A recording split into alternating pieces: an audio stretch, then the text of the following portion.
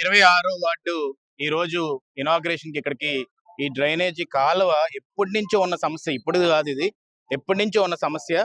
ఎన్నిసార్లు కూడా చెప్పినా గానీ పూర్వం ఇంకో పార్టీలు అధికారంలో ఉన్నప్పుడు, వైఎస్ఆర్సీపీ అధికారంలో ఉన్నప్పుడు కానీ ఎప్పుడు కానీ ఎవ్వరు కూడా దీన్ని పట్టించుకోలేదు. దానికి ముందు కూడా కొంతమంది ఇప్పుడు వైఎస్ఆర్లో ఉండే వాళ్ళు కూడా ఎవరు పట్టించుకోలేదు.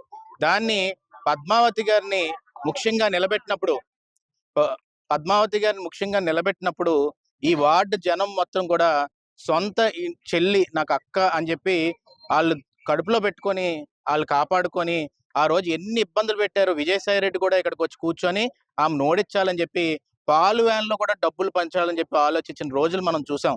ఆ టైంలో కూడా అమ్మ మీకోసం నేను నిలబడతాము, మీ అందరం కూడా మీ కుటుంబ సభ్యులు అని చెప్పి వాళ్ళందరూ ఆడవాళ్ళు కానీ మగవాళ్ళు కానీ అందరూ కూడా సొంత కుటుంబం, వాళ్ళందరూ ఎప్పటి నుంచో తాతల కాలం నుంచి గచ్చపీది మాకు ఎక్కడ కష్టం వచ్చినా కూడా నిలబడిన కుటుంబాలు ఇవన్నీ కూడా. అలాంటి కుటుంబాలకి ఈరోజు ఆ ఎప్పటి నుంచో ఉన్న సమస్యని నేను తీర్చాలని చెప్పి ఆమె అసలు అయ్యన్న పాత్రుడు గారు ఎక్స్ మంత్రి, ఎమ్మెల్యే 8 సార్లు 9 సార్లు 10 సార్లు నామినేషన్ వేసిన వ్యక్తి.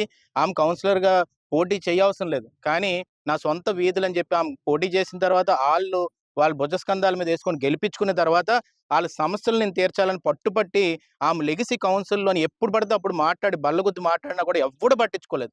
ఆ రోజు కలెక్టర్ గారు శాంక్షన్ చేసింది కూడా అక్కడ ఆ రోజు ఎక్స్ఎమ్మెల్యే ఎవరైతే ఉన్నారో దాన్ని కూడా క్యాన్సిల్ చేసేసి ఇబ్బందులు పెట్టి ఈ డ్రైనేజ్ అవ్వకుండా చేశారు. కానీ ఈ రోజు వచ్చినట్టే పట్టుబట్టి 8 నెలల్లోనే దాన్ని కొబ్బరికాయ కొట్టి శంకుస్థాపన చేసిన సత్తా పద్మావతి గారిది అని చెప్పి సందర్భంగా చెప్పదలుచుకున్నాను. ఇలాగే ఇది ఒక్కటే కాదు, ఈ వార్డులోని 40 లక్షల రూపాయలు ఇప్పుడు దాకా 8 నెలల్లో ఈరోజు పద్మావతి గారు తీసుకురాగలిగారంటే ఆమెకున్న సత్తా లాంటిది. ప్రతి సమస్య మీద కూడా కౌన్సిల్లో మాట్లాడుతున్నారు, ప్రతి సమస్య మీద కూడా బల్లగుద్ది మాట్లాడుతున్నారు, దేనికి కూడా భయపడకుండా ముందుకెళ్తున్నారు. అందుకు ఈరోజు ఈ వార్డు ప్రజానికి మొత్తానికి కూడా రుణం తీర్చుకోవాలని చెప్పి నన్ను కూడా ఆహ్వానించినందుకు ఇక్కడ రావడం జరిగిందండి. ఈరోజు నేను ఒకటే చెప్తున్నాను, మీడియా మొత్తం కూడా మీడియంగా ఉన్నారు కాబట్టి నేను ఒకటే చెప్పదలుచుకున్నాను. 8 నెలల్లో 20 కోట్లు తీసుకొచ్చిన సత్తా అయ్యన్న పాత్రుడు గారు. 20 కోట్లు నియోజకవర్గానికి కాదు, ఒక్క మున్సిపాలిటీకి 20 కోట్లు తీసుకొచ్చాడు మనిషి. మొత్తం నియోజకవర్గానికి 80 కోట్ల పైన తీసుకొచ్చారు. ఎవడన్నా ఉన్నాడంటే ఆ చరిత్రలోని ఇలాంటి నాయకుడు? 20 కోట్ల రూపాయలు తీసుకొచ్చారంటే నెలకి ఎన్ని కోట్లు అండి? 2.5 కోట్ల రూపాయలు తీసుకొచ్చినట్టు నెలకి 8 నెలల్లో. అంటే ప్రతిరోజు కూడా నియోజకవర్గం గురించి ఆలోచించి మున్సిపాలిటీ గురించి వచ్చారు. ఎప్పుడు చరిత్రలో నేను బల్లగుద్ది చెప్తున్నాను, ఛాలెంజ్ చేసి చెప్తున్నాను, ఎవడన్నా వచ్చి మాట్లాడచ్చు. నర్సీపట్నంలో 8 నెలల్లో 20 కోట్లు మున్సిపాలిటీకి తీసుకొచ్చిన దమ్మున నాయకుడు ఎవడన్నా చరిత్రలో ఉన్నాడనేది ఒకసారి ఆలోచించవలసిన అవసరం ఎంతైనా ఉంది. ఇప్పుడు కూడా బీసీ కాలనీలోని కలాస్ కాలనీలో మన సంబరం అప్పుడు నేను నడిచినప్పుడు చూస్తుంటే ఆ రోడ్లు ఎప్పుడో స్వతంత్రం వచ్చిన తర్వాత ఎవడో పట్టించుకోలేదు. పట్టించుకుంటే కొంతమంది ఇప్పుడు ఎవరైతే వైఎస్ఆర్లో ఉన్నారో టీడీపీ నుంచి వెళ్ళిపోయి వాళ్ళు పట్టించుకోలేదు, ఈ ఎక్స్ఎమ్మెల్యే పట్టించుకోలేదు, ఎవరు పట్టించుకోలేదు. కానీ కళ్ళతో చూసి అయ్యన్న పాత్రుడు గారు వాళ్ళు నిజం తెలుసుకొని ఎట్టి పరిస్థితుల్లో కూడా 8 నెలలు ఆ రోడ్లన్నీ వేసేవాళ్ళని చెప్పేసి సీఎం దగ్గరికి వచ్చి, నేను ఎలక్షన్ ముందు కూడా చెప్పాను, ఆయనకి ఎంత సత్తా ఉందంటే సీఎం దగ్గరికి వెళ్ళి నాకు ఇది కావాలి ఇస్తావా ఇవ్వా అని అడిగే సత్తా దమ్ము ఒక్క నాయకుడిగా అయ్యన్న పాత్రుడికి ఉందని చెప్పాను. ఈరోజు అయ్యన్న పాత్రుడు గారు 8 నెలల్లోనే ఈరోజు చూస్తే మనకి 20 కోట్లు తీసుకొచ్చారు.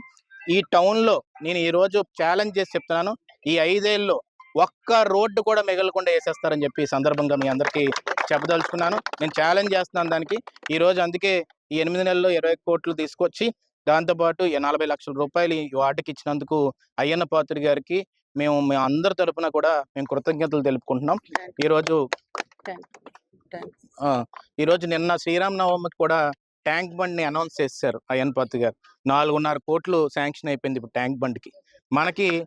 నేను అది క్లియర్గా చెప్పదలుచుకున్నానండి. నిన్న ఎవరో అడుగుతున్నారు, ఆయన పార్టీకి సంబంధం లేదు న్యూట్రల్, ఈ డబ్బులన్నీ మరి 5 ఏళ్ళు ఎక్కడ తేవలేదు ఏంటి బాబు, ఎవడు తేలేపోయాడు ఏంటి అన్నాడు. అరే బాబు, నాయకత్వం మీద డిపెండ్ అయి ఉంటుంది. 100 పడకలు తేవాలన్నా, స్టేడియం కట్టాలన్నా, పాలిటెక్నిక్ కాలేజ్ తేవాలన్నా, డిగ్రీ కాలేజ్ తేవాలన్నా, ఈరోజు 20 కోట్లు 8 నెలల్లో తేవాలన్నా అది దమ్మున నాయకుడు అయ్యన్న పాత్రుడు వల్లే అవుతుందని నేను ఖచ్చితంగా చెప్పాను. ఇప్పుడు మళ్ళీ చేస్తున్నాం. మళ్ళీ కళ్యాణ మండపాలు కూడా ఆగిపోయాయి, ఇవన్నీ అయిపోయి కదా, అన్ని వర్క్లు కూడా 5 ఏళ్ళలోనే ఎట్టి పరిస్థితుల్లో కూడా పూర్తి చేసే మళ్ళీ ఎలక్షన్స్కి వస్తామని చెప్పి ఈ సందర్భంగా సవనీయంగా ముందుగా అందరికీ నమస్కారం అండి. మరి ఈరోజు 26వ వార్డు 26వ వార్డు కౌన్సిలర్ నేను. మరి గెలిచిన తర్వాత 4 సంవత్సరాలు కావస్తుంది. 4 సంవత్సరాల నుంచి కూడా నిజం చెప్పాడు. నేను కౌన్సిల్స్‌లో పోరాడడం ఇయన్నీ జరిగింది. మరి ఆ పోరాడినా సరే ఒక ఎలక్ట్రికల్ పోల్ కాదు, ఒక లైట్ కూడా నేను ఏయించుకోలేకపోయాను ఈ 4 సంవత్సరాలు. మరి వెంటనే నేను ఏ విధంగా చేయాలో, ఈళ్ళకి ఎలా రుణం తీర్చుకోవాలని నేను ఆలోచించాను.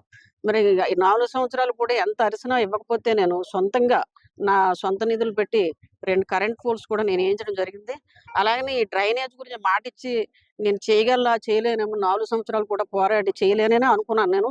ఎప్పుడైతే మీ అందరి దయ వల్ల అయ్యన్ పాత్రి గారు స్పీకర్ గారిని మీరు గెలిపించారో వెంటనే నాకు ధైర్యం వచ్చి నేను వెళ్ళి నాకు 40,00,000 వరకు సుమారు 40,00,000 వరకు కూడా నా వార్డుకి కావాలని చెప్పి అడగడం జరిగింది.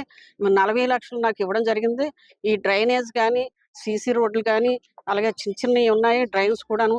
ఇవన్నీ కూడా నేను 3, 4 నెలల లోపు కంప్లీట్ చేస్తానని చెప్పి ఈ సందర్భంగా తెలియజేసుకుంటున్నా.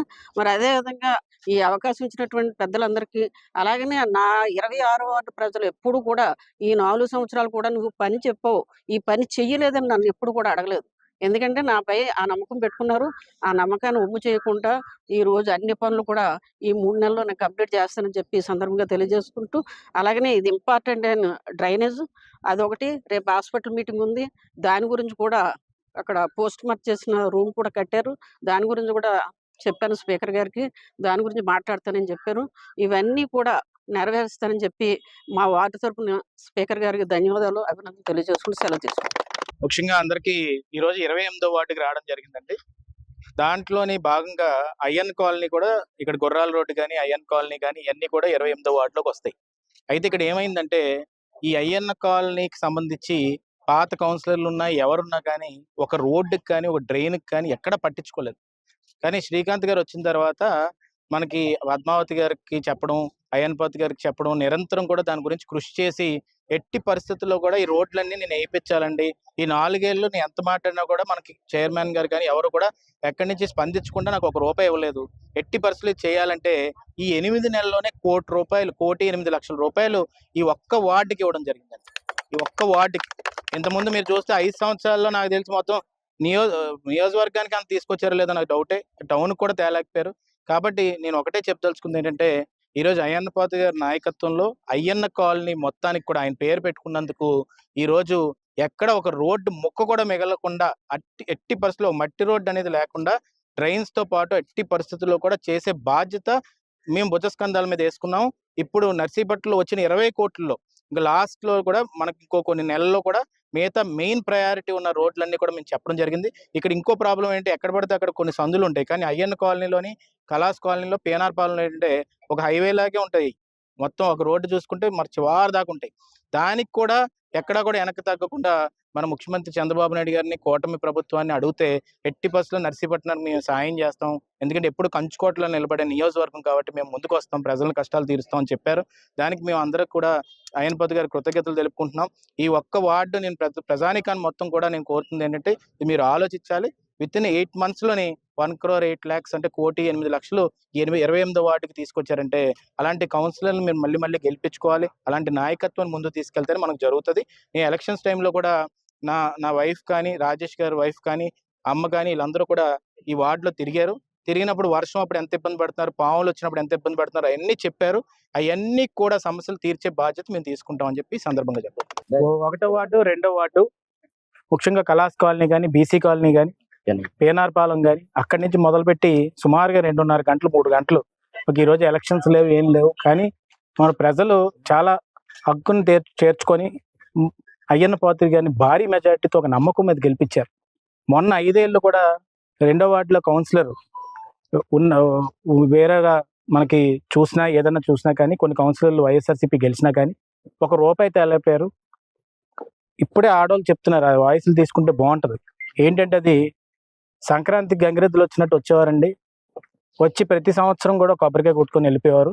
ఫోటోలకు మేమేమో వచ్చేస్తుంది, రేపు వచ్చేస్తుంది, ఎల్లుండి వచ్చేస్తుంది అంటే మేము ఏదో అనుకున్నాం.